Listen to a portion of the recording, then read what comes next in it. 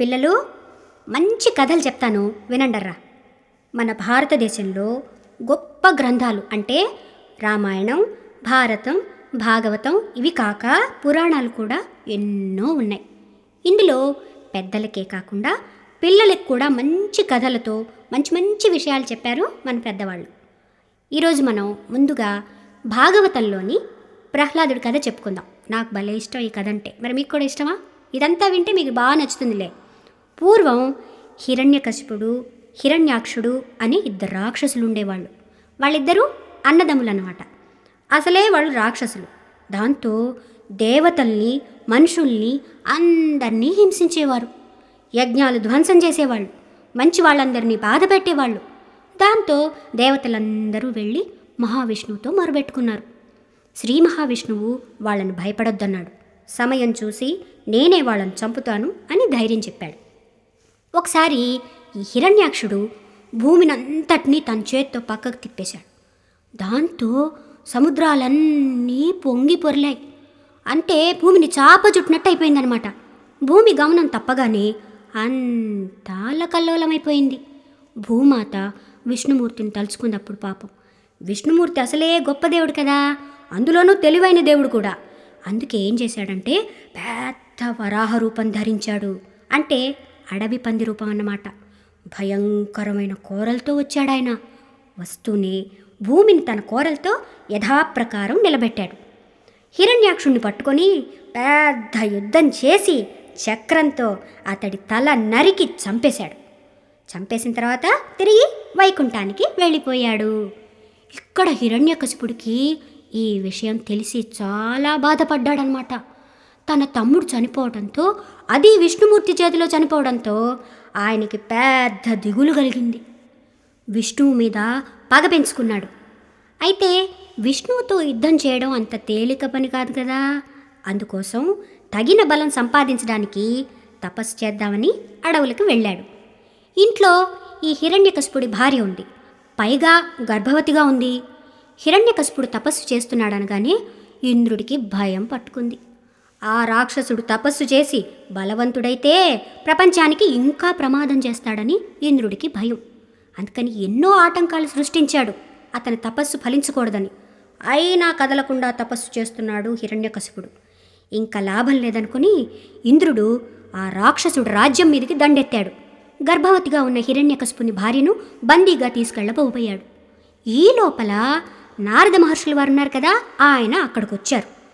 ఆవిడ కడుపులో ఒక గొప్ప పిల్లవాడు పెరుగుతున్నాడని, అతడు మంచి విష్ణు భక్తుడు అవుతాడని, అందుకోసం ఆమెను బంధించవద్దని ఇంద్రుడితో చెప్పాడు. ఇంద్రుడు సరేనని ఆమెను విడిచిపెట్టి వెళ్ళిపోయాడు. నారదులు వారు ఆమెను తనతో పాటు తన ఆశ్రమానికి తీసుకువెళ్ళారన్నమాట. అక్కడంతా చక్కగా ప్రశాంతంగా ఉంది. అందరూ విష్ణు కీర్తనలు పాడేవాళ్ళు. నారదుడు కూడా ఆవిడికి విష్ణు కథలు, విష్ణు మహిమలు చెప్పేవాడు. ఆమె నిద్రపోయినా ఆమె కడుపులో పెరుగుతున్నాడు కదా బుజ్జి బాబు, ఈ కథలన్నీ విని అని ఊకొట్టేవాడు. అలా కడుపులో ఉన్నప్పుడే నారద మహర్షి ఆ అబ్బాయికి విష్ణువు గురించి ఉపదేశం చేశాడన్నమాట. కొంతకాలానికి ఆవిడ ప్రసవించింది. అబ్బాయి పుట్టాడు. ఈలోగా హిరణ్యకశిపుడి తపస్సు కూడా పూర్తయింది. బ్రహ్మదేవుడు ప్రత్యక్షమై వరం కోరుకోమన్నాడు. తనకసలు చావు ఉండకూడదని కోరుకున్నాడు హిరణ్యకశిపుడు. అమ్మో, చావు ఉండకూడదని వరమా? చావు అనేది ఎవరికైనా ఎప్పుడైనా తప్పదు కదా, ఇంకేదైనా వరం కోరుకోమన్నాడు బ్రహ్మదేవుడు. వెంటనే హిరణ్యకశిపుడు బాగా ఆలోచించి ఇంకో కొత్త వరం కోరుకున్నాడనమాట. అదేమిటంటే, ఇంట గాని, బయట గాని, నేల మీద గాని, ఆకాశంలో గాని, మనిషి చేత గాని, ప్రాణం లేని వాటి చేత గాని తాను చావకుండా ఉండే వరం ఇమ్మని అడిగాడు. బ్రహ్మదేవుడు తదాస్తు అని అంతర్ధానమై వెళ్ళిపోయాడు. ఇంకా తనకు చావే ఉండదనుకున్నాడు హిరణ్యకశిపుడు. నారద మహర్షి ఇక్కడ హిరణ్యకశిపుడిని కలుసుకున్నాడు.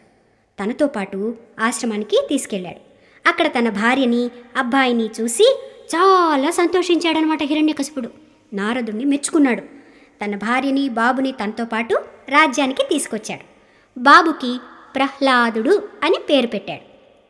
ప్రహ్లాదుడు అంటే బాగా అందరికీ ఆనందం కలిగించేవాడు అని అర్థం అన్నమాట.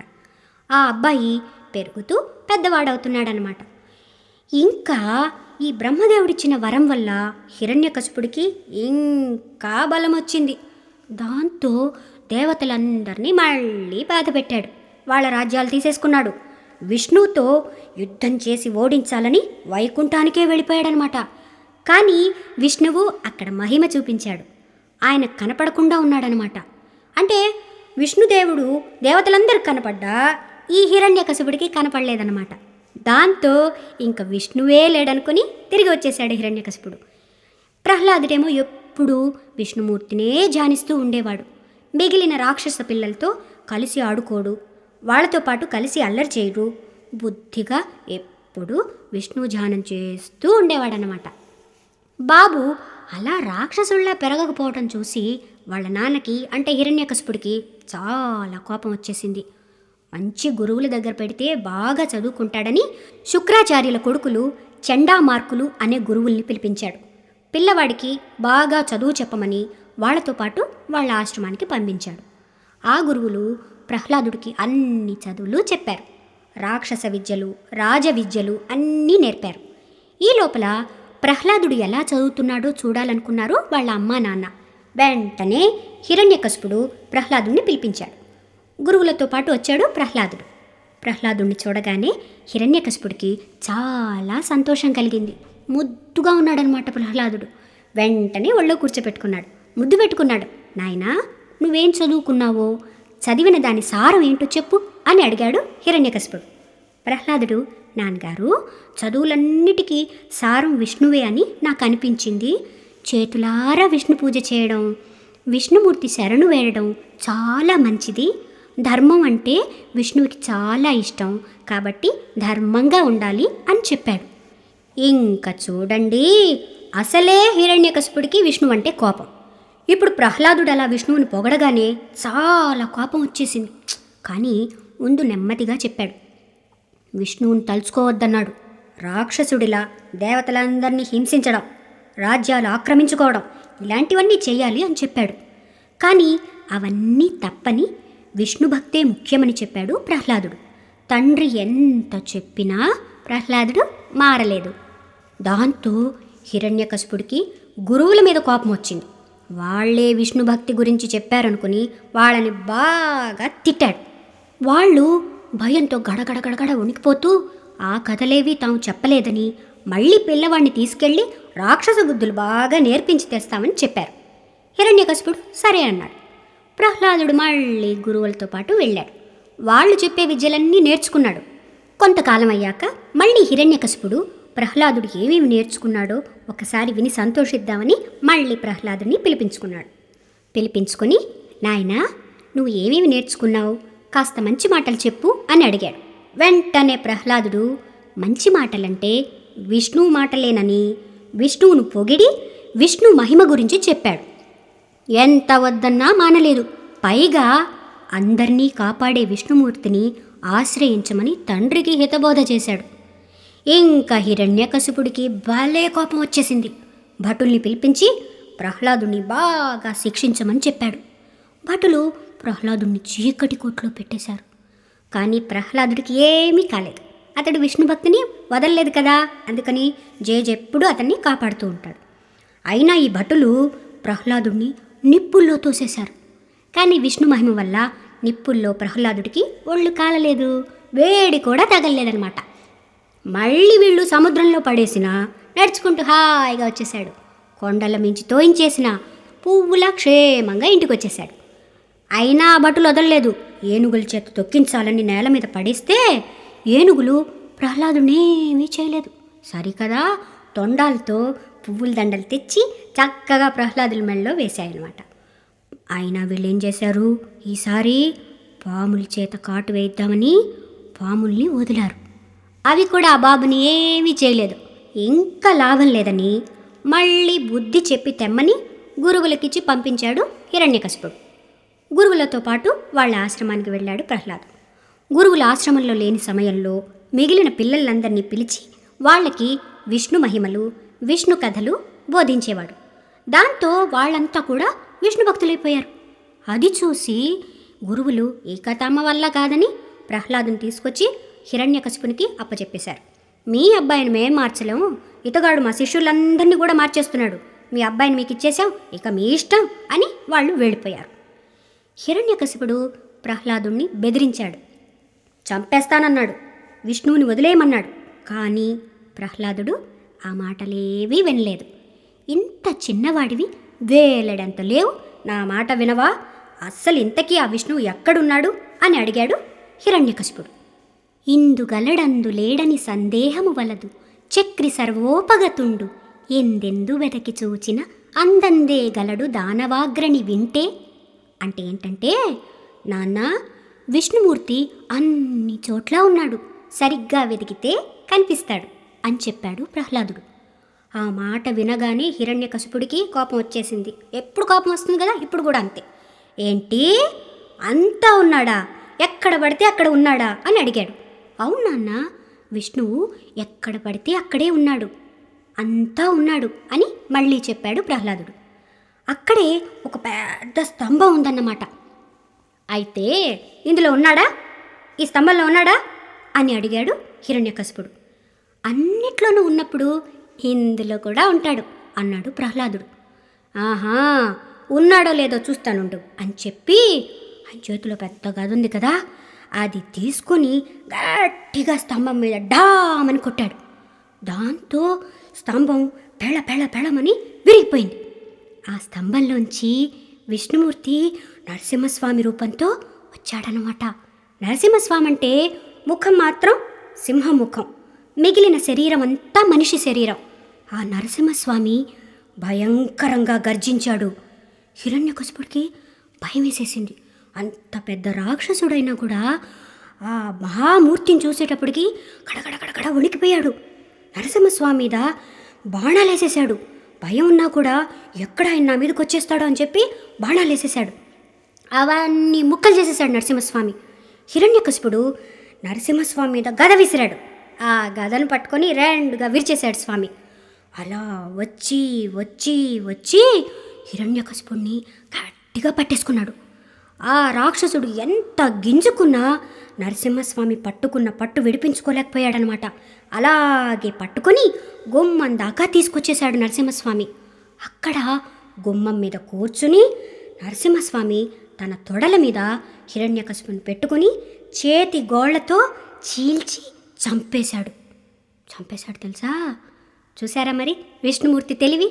ఇంటా బయట చావకూడదని హిరణ్యకశిపుడు వరం కదా, అందుకే ఇంట్లోనూ కాక బయట కాక గుమ్మం మీద కూర్చుని చంపేశాడు. నేల మీద కాక ఆకాశం మీద కాక తోడ మీద పెట్టుకుని చంపాడు. అది కూడా పగలు కాదు, రాత్రి కాదు, సంధ్యా సమయం. ప్రాణం ఉన్నవి కావు, లేనివి కావు చేతిగోడు కదా. పూర్తిగా మనిషి కాదు, పూర్తిగా మృగము కాదు, నరసింహమూర్తి.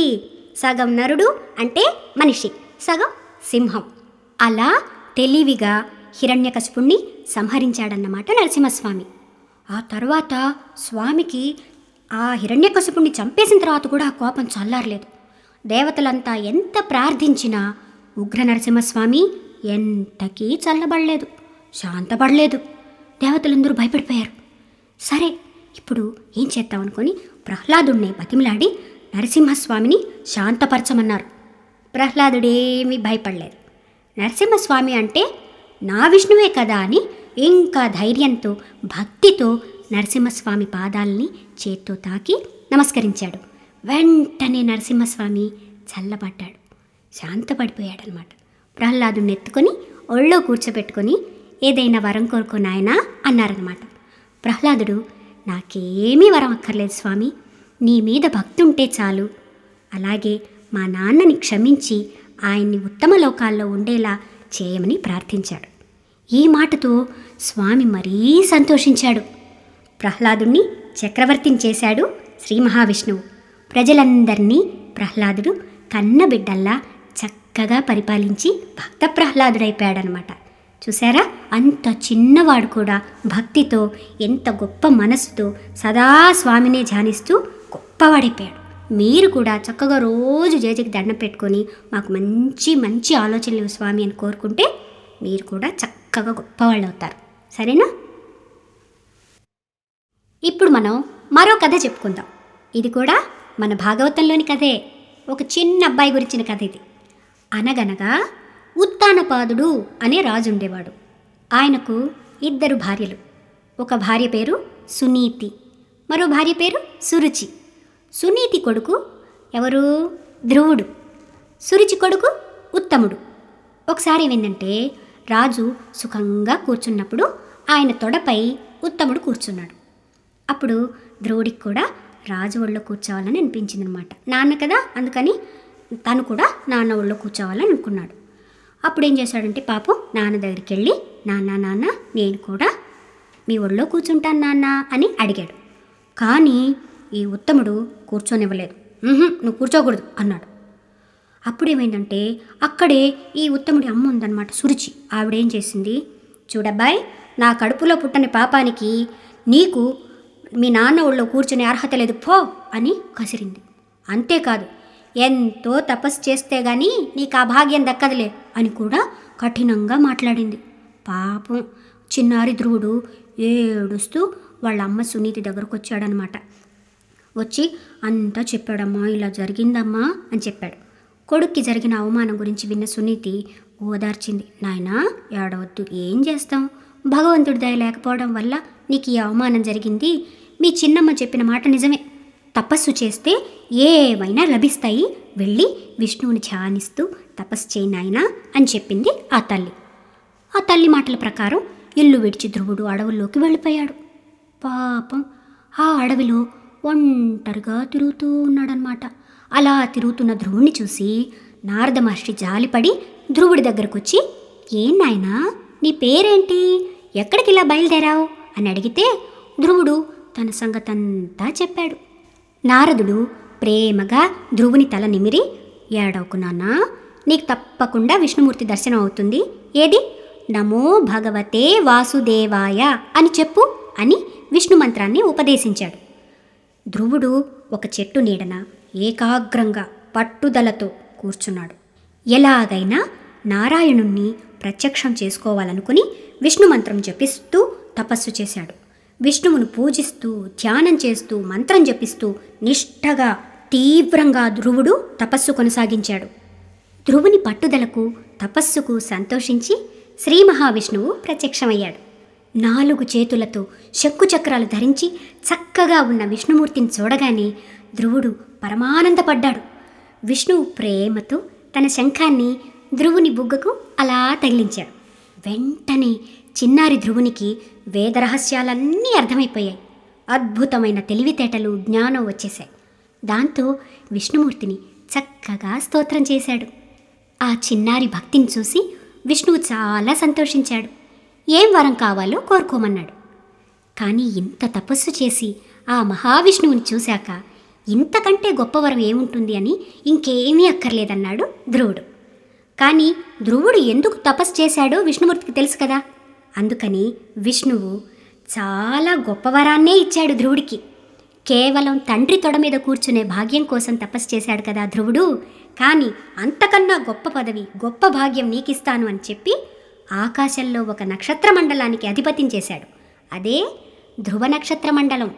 ధ్రువుడి పేరుతోనే ఉన్న నక్షత్ర మండలంలో ఎన్నో అద్భుత గ్రహాలు, జ్యోతిశ్చక్రాలు ఉన్నాయన్నమాట. వాటన్నిటికీ మహారాజై ధ్రువుడు చాలా గొప్ప పదవిని పొందాడు. ఆ పదవి పొందాక తిరిగి తండ్రి దగ్గరికి వెళ్ళి నమస్కరించాడు. తండ్రి తన కన్న కొడుకు సాధించిన గొప్పతనాన్ని చూసి ఎంతో సంతోషపడిపోయాడు. అమ్మ సునీతి కూడా ఎంతో సంబరపడిపోయిందనమాట. తమ తప్పు తెలుసుకొని సవతి తల్లి సురుచి, ఆవిడ కొడుకు ఉత్తముడు ధ్రువుణ్ణి క్షమించమని కోరారు. ధ్రువుడు వాళ్ళను కూడా ప్రేమతో చూసి, మీ వల్లనే నేను తపస్సు చేసి విష్ణువు దయను పొందాను అని కృతజ్ఞత చూపించాడు. చూశారా పిల్లలు, పట్టుదలతో చిన్నతనంలో తపస్సు చేసి విష్ణువుని కూడా చూడగలం అని నిరూపించాడు ధ్రువుడు. దీక్షతో ఏదైనా మనం సాధించగలం. మరి పిల్లలు, మీరు కూడా చక్కగా పట్టుదలతో, దీక్షతో, ముఖ్యంగా ఇప్పుడు మీరు చేయాల్సింది చక్కగా చదువుకోవాలి కదా. దాంతోపాటు రోజు ఎవరికి దండం పెట్టుకోవాలి? భగవంతుడికి. మరి చేస్తారు కదా. ఇప్పటి వరకు విష్ణు భక్తుల కథలు చెప్పుకున్నాం. ఇప్పుడు 2 శివభక్తుల కథలు చెప్పుకుందాం. విష్ణువుకి శివుడికి భేదం లేదు కదా, అలాగే వాళ్ళ భక్తులలోని భక్తికి భేదం ఉండదన్నమాట. అనగనగా ఒక మునివాటికలో మృకండు మహర్షి అనే గొప్ప తపస్వి ఉండేవాడు. ఆయనకి పిల్లలు లేరు పాపం. ఆయన భార్య కలిసి శివుడి కోసం చాలా దీక్షగా తపస్సు చేశారు. ఆ తపస్సుకు సంతోషించి పరమేశ్వరుడు ప్రత్యక్షమయ్యాడు. పెద్ద జటాజూటంతో 3 కళ్లతో పులితోలు కట్టుకొని చిరునవ్వుతో పార్వతమ్మతో సహా నంది మీద కూర్చుని సదాశివుడు కనిపించాడు. మృకండు మహర్షి ఆయన భార్య చాలా సంతోషపడిపోయారు. ఎన్నో స్తోత్రాలు చేసి సాష్టాంగ నమస్కారాలు చేశారు. శివుడు వాళ్ళని ఆశీర్వదించి ఏం వరం కావాలో కోరుకోమన్నాడు. చక్కని కొడుకు కావాలని కోరుకున్నారు వాళ్ళిద్దరూ. శివుడు సరేనన్నాడు. అయితే ఎక్కువ కాలం జీవించే పుత్రుడు కావాలంటే అతి దుర్మార్గుడు భ్రష్టుడు అయిన పుత్రుడే కలుగుతాడని, మంచి సన్మార్గంతో ఉండే ఉత్తమ పుత్రుడు కావాలంటే తక్కువ ఆయుష్ ఉన్న కుమారుడు కలుగుతాడని, ఇద్దరిలో ఎలాంటి పుత్రుడు కావాలో ఎంచుకోమని చెప్పాడు శివుడు. పాపం మృకండు మహర్షి ఎంతో ఆలోచించాడు. చివరికి ఒక కోరిక కోరుకున్నాడు. అదేంటంటే తక్కువ ఆయువు ఉన్నప్పటికీ మంచి గుణాలున్న యోగ్యుడైన కొడుకే కావాలని కోరుకున్నాడన్నమాట. పార్వతీ పరమేశ్వరులు తథాస్తు అని అంతర్ధానమయ్యారు. శివుడి మాట ప్రకారం మృకండు మహర్షి దంపతులకు చక్కని చిన్న బుజ్జిబాబు పుట్టాడు. అతడి పేరే మార్కండేయుడు. అతడు పెరుగుతున్న కొద్దీ అతి చిన్నతనంలో వేదాంగాలు నేర్చుకున్నాడు. అన్ని చదువుల్లోనూ కూడా తెలివితేటలతో మంచి పేరు తెచ్చుకున్నాడు. కానీ అతడు 16 ఏళ్ల వరకే బ్రతుకుతాడని జాతకాల్లో ఉంది కదా. దాంతో అతడు పెరుగుతున్న కొద్దీ వాళ్ళ అమ్మా నాన్నకి దిగులు కూడా పెరుగుతోంది. మృకండు మహర్షికి దేవుడి మీద నమ్మకం ఉంది కనుక చిన్నప్పటి నుంచి శివభక్తి శివపూజ పిల్లవాడికి కూడా అలవాటు చేయించాడు. ఏ పెద్దవాళ్ళ ఇంటికొచ్చినా వాళ్ళకి మార్కండేయుడి చేత పాదనమస్కారం చేయించేవాడు. వాళ్ళు దీర్ఘాయుష్మాన్ భవ చిరంజీవ అని ఆశీర్వదిస్తే ఆ పిల్లవాడి ఆయువు పెరుగుతుందని ఆయన ఆశ. అంటే ఎక్కువ ఆయుష్ నీకు ఉండాలి, ఎక్కువ కాలం బ్రతకాలి, సుఖంగా ఉండాలి అని ఆ దీవెనలకు అర్థం. అందుకనే మన పెద్దవాళ్ళు కూడా మన ఇంటికి ఎవరన్నా వస్తే నమస్కారం చెప్పమంటారు కదా. అందుకేనన్నమాట మీరు కూడా చక్కగా పెద్దవాళ్ళు వచ్చినప్పుడు నమస్కారం చేయాలి. సరే, ఇలా ఉంటుండగా కొంతకాలానికి సప్తర్షులు నారదుడితో పాటు మృకండు మహర్షి ఆశ్రమానికి వచ్చారు.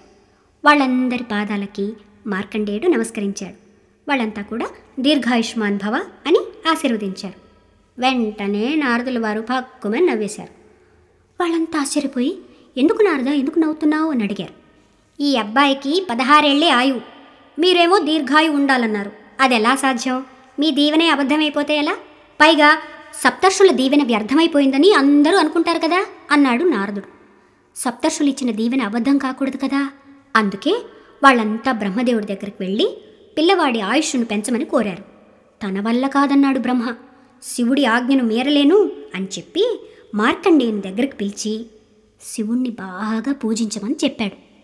మార్కండేయుడు అప్పటినుంచి ఇంకా నిష్ఠగా శివలింగానికి అభిషేకం చేసి మారేడు దళాలు పువ్వులు వేసి పూజ చేస్తూ శివుణ్ణి ధ్యానం చేస్తూ శివనామం పాడుకుంటూ శివమంత్రం జపిస్తూ దీక్షతో శివ పూజ చేసేవాడు. కొంతకాలానికి మార్కండేయుడికి 16 ఏళ్ళు వచ్చాయి. ఇంకా ఆయువు పూర్తయ్యే సమయం వచ్చేసిందన్నమాట.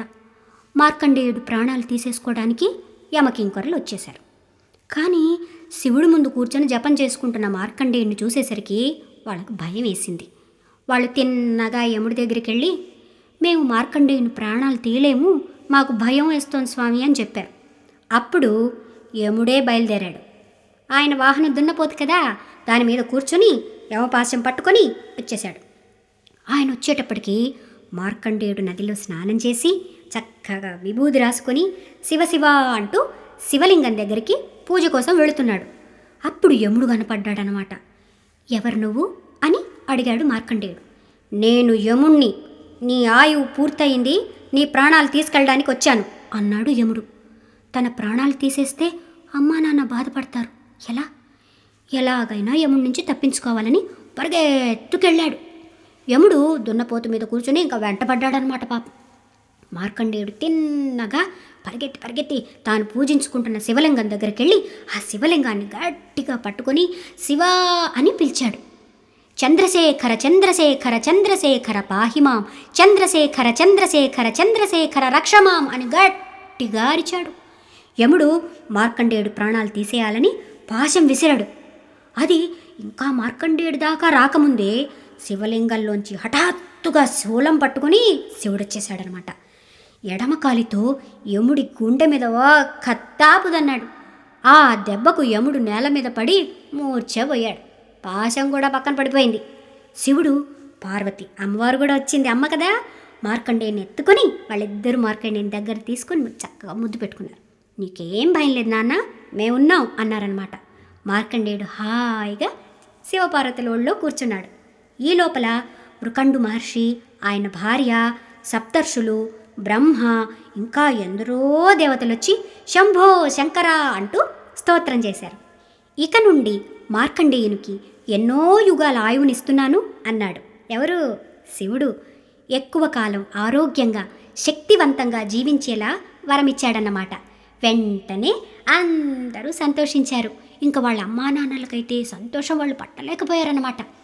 యముడి మీద దయ చూపించమని దేవతలంతా శివునితో మొరపెట్టుకున్నారు. పాపం, ఆయన పని ఆయన చేయాలని వచ్చాడు కదా, ఆయన తప్పేముంది అని అడిగారు దేవతలు. తన భక్తుల దగ్గరికి కూడా అతడు రాకూడదు అని ఆజ్ఞ వేశాడు శివుడు. దయతో యముడికి తెలివొచ్చేలా చేశాడు. మళ్ళీ ఆయనే, ఆ శంభుడే దయతో ఆయన్ని కాపాడాడనమాట. సాంబశివ, నన్ను క్షమించు స్వామి, ఇక మీద నీ భక్తుల జోలికి నేను వెళ్ళను అని శివుడి కాళ్ళ మీద పడి దండం పెట్టాడు యముడు. అప్పటి నుండి శివభక్తుడైన మార్కండేయుడు మహర్షి అయ్యి ఎంతో కాలం హాయిగా ఉన్నాడన్నమాట. ఇది మార్కండేయుడు కథ. చూసారా, ఇంకో భక్తుడు కూడా పట్టుదలతో దీక్షతో భగవంతుణ్ణి పూజించి ఆయన్నే తన దగ్గరికి రప్పించుకున్నాడు. మీరు కూడా అంత పట్టుదలతో ఉండాలన్నమాట. పూర్వం వ్యాఘ్రపాదుడు అనే ముని ఉండేవాడు. ఆయన కుమారుడు ఉపమన్యువు. ఉపమన్యుడు కూడా చిన్నప్పుడే శివ సాక్షాత్కారం పొందాడు. అది ఎలాగో చెప్తాను, వినండి. ఒకసారి ఉపమన్యువు వాళ్ళ చుట్టాలింటికి వెళ్ళి వాళ్ళింట్లో పాయసం తిని చాలా రుచిగా ఉందని ఎంతో సంతోషపడ్డాడు. తిరిగి ఇంటికి వచ్చాక వాళ్ళమ్మని పాయసం చేయమని అడిగాడు. పేదరికాన ఉన్న తల్లికి ఏం చేయాలో పాలుపోలేదు. ఇంట్లో పాలు, బియ్యం ఇలాంటివి ఏవీ లేవు. కానీ పిల్లవాడు అడక్కడక్క అడిగాడు కనుక లేదంటే నొచ్చుకుంటాడని ఏం చేద్దామా అని ఆలోచించింది. వెంటనే ఓ ఉపాయం ఆలోచించింది. ఇంట్లో ఏదో పిండి ఉంటే దాంట్లో నీళ్లు కలిపి ఇదే పాయసం తాగు అని ఇచ్చింది. ఉపమన్యువు ఉత్సాహంగా తాగేశాడు. కానీ అంతకుముందే అసలైన పాయసం రుచి తెలుసు కనుక ఇది పాయసం కాదని పోల్చుకున్నాడు. అమ్మా, ఇది అసలైన పాయసం కాదు, ఇంకేదో ఇచ్చేశావు, కానీ నిజం పాయసం కావాలి అని ఏడవడం మొదలుపెట్టాడు. ఆ తల్లి ఉపమన్యువుని ఒళ్ళో కూర్చోబెట్టుకుని ఓదార్చి, నాయనా, మనకంత సంపద లేదురా, అందుకే పాయసం ఇవ్వలేకపోయాను అని నచ్చజెప్పింది. ఇంట్లో ఆవు లేదని, పంట లేదని, అవి లేనప్పుడు పాలు పాయసం రావని చెప్పింది. అవి ఎవరిస్తే మనకొస్తాయి, ఏం చేస్తే వస్తాయి అని అమాయకంగా అడిగాడు ఉపమన్యువు. ఏది కావాలన్నా ఈశ్వరుడే ఇవ్వాలి, ఆయన కోసం తపస్సు చేస్తే వస్తాయి అని అమ్మ చెప్పింది.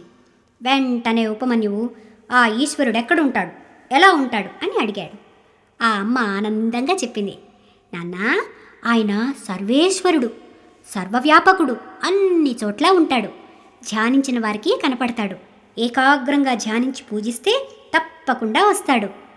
ఆయన తల మీద నెలవంక ఉంటుంది, పెద్ద జడలుంటాయి, నెత్తి మీద గంగమ్మ ఉంటుంది, కంఠం నీలంగా ఉంటుంది, తెల్లగా ఉంటాడు. త్రిశూలం ధరించి తోలు కట్టుకుని ఒంటి మీద పాములు ధరించి ఉంటాడు. ఆయన్ని చూడగానే ఎంతో చల్లగా, హాయిగా, ప్రశాంతంగా, మహానందంగా ఉంటుంది అంటూ ఉపమన్యువు వాళ్ళ అమ్మ శివుడి గురించి వర్ణించి వర్ణించి వర్ణించి చెప్పింది. శివమంత్రంలో మహిమ గురించి కూడా చెప్పింది. ఉపమన్యు ఉత్సాహంగా, అమ్మ, నేను ఆ స్వామిని చూడాలి, అందుకోసం తపస్సు చేస్తానే అన్నాడు. సరే వెళ్ళరా నాయనా అని ఆనందంగా దీవించి పంపించింది ఆ తల్లి. ఉపమన్యువు నిష్ఠతో శివుని కోసం తపస్సు చేశాడు. పాల కోసమని తపస్సు కూర్చున్నా తపస్సు చేస్తున్న కొద్దీ ఆయనకి శివుని మీద ప్రేమ పెరిగిపోయింది. శివుణ్ణి చూడడం కోసమే తపస్సు చేయాలనిపించింది. భక్తితో తపస్సు చేస్తున్నాడు. ఆ చిన్నారి తపస్సు చేస్తుంటే ఎందరో రాక్షసులు వచ్చి అల్లరి పెట్టారు. మీకు తెలుసు కదా, రాక్షసులు అన్నీ ఇలాంటి పనులే చేస్తారు. కానీ ఉపమన్యువు తపస్సు వల్ల ఆ దగ్గరికి కూడా వాళ్ళు రాలేక పారిపోయారు. కొంతకాలానికి ఉపమన్యుని తపస్సు పరీక్ష చేద్దామని శివుడు ఇంద్రుడి రూపంలో వచ్చి, నాయనా, నీ తపస్సు ఇంక చాలు, నీకేం కావాలో కోరుకో ఇస్తాను అని అడిగాడు. ఇంతకీ నువ్వెవరివి, నిన్నెవరు పిలిచారు అని అడిగాడు ఉపమన్యువు. బాబూ, నన్ను ఇంద్రుడు అంటారు. నీకు కావలసింది పాలే కదా, నేనిస్తానులే, ఎన్నో సంపదలు కూడా ఇస్తాను అన్నాడు ఇంద్రుడి రూపంలో ఉన్న శివుడు. నాకు కావలసిందేమిటో నీకనవసరం, నువ్వు నాకేమీ ఇవ్వక్కర్లేదు. నేను నా శివుని కోసం తపస్సు చేసుకుంటున్నాను. ఆయన వచ్చి ఇస్తేనే ఏదైనా తీసుకుంటాను, నువ్వు వెళ్ళొచ్చు అని మళ్ళీ తపస్సు చేయను ఆరంభించాడు ఉపమన్యువు. కానీ ఇంద్రుడి వేషంలో ఉన్న శివుడు ఊరుకోక, ఆ శివుడు అంత తొందరగా రాడయ్యా, చిన్నపిల్లవాడివి, ఎందుకంత కష్టపడతావు, లే, నీకేం కావాలో నేను ఇస్తాను అని మళ్ళీ అన్నాడు. దాంతో ఉపమన్యువుకి కోపం వచ్చేసింది. చెప్తుంటే నీకు కాదు, తొందరగా ఇక్కడి నుంచి వెళ్ళు, నా కాలం ఎందుకు వృధా చేస్తావు? శివుడు ఎప్పుడొస్తే అప్పుడు రాని, అంతవరకు తపస్సాపను, నేను ఆయన్ని చూడాలి అంతే అని మళ్ళీ ధ్యానంలోకి వెళ్ళిపోయాడు. ఆ పట్టుదలకి శివుడు చాలా సంతోషించాడు. వెంటనే తన నిజరూపంతో దర్శనమిచ్చాడు. ఇంకా ఉపమన్యువు ఆనందం అంతా ఇంతా కాదు, ఎంతో సంబరపడిపోయాడు. ఆనందంతో కళ్ళీళ్ళొచ్చేశాయి. చిందులు వేశాడు. గొంతెత్తి శంభో శంకర సదాశివ అని స్తోత్రం చేశాడు. జయశంకర పార్వతీపతి మృడశంభో శశిఖండ మండన మదనాంతక భక్తవత్సల ప్రియ కైలాస దయా సుధాంబుధే అంటూ ఇలా స్తోత్రం చేశాడు. శివుడు ఉపమన్యువుని దగ్గరికి తీసుకొని, నాయనా, ఏం కావాలి అని అడిగితే, నాకు నువ్వే కావాలి అని అన్నాడు ఉపమన్యువు. శివుడు చిన్న నవ్వు నవ్వి, ఎప్పుడు నీ మనసులోనే ఉంటాను, నీ భక్తిలోనే ఉంటాను. నువ్వు పాల కోసం అని ముందు వచ్చావు కనుక నీకు అమృతం లాంటి పాలిస్తాను. నువ్వెప్పుడు కావాలంటే అప్పుడు క్షీరసముద్రమే నీ ముందు వస్తుంది అన్నాడు. వెంటనే శివుడు పార్వతీదేవితో చెప్పాడు. పార్వతీదేవి ప్రత్యక్షమై ఉపమన్యువుని లాలించి ఒక బంగారు గిన్నె నిండా అమృతం లాంటి పాలనిచ్చింది. ఉపమన్యువు ఆ జగజ్జనని ఇచ్చిన పాలు తాగాడు. పార్వతీ పరమేశ్వరుల దయవల్ల ఆ చిన్నారికి అన్ని వేదాలు తెలిసిపోయాయి, విద్యలన్నీ వచ్చేశాయి. ఎప్పుడూ శివభక్తిలో ఉంటూ లోకోపకారం చేస్తూ హిమాలయ పర్వతాల్లో మహర్షిగా ఉండిపోయాడు. ఎందరో ఆయన దగ్గర శిష్యులయ్యారు. శ్రీకృష్ణ పరమాత్మ కూడా ఆయన దగ్గరకు వెళ్ళి శివదీక్ష తీసుకుని శివపూజ చేశారు. చూశారా, ఏకాగ్రత భక్తి ఉంటే చిన్నారులు కూడా ఏదైనా సాధించగలరు, భగవంతుని కూడా చూడగలరన్నమాట. దైవాన్ని నమ్ముకుంటే మనకంతా క్షేమంగా ఉంటుంది, అన్ని విజయాలే కలుగుతాయి.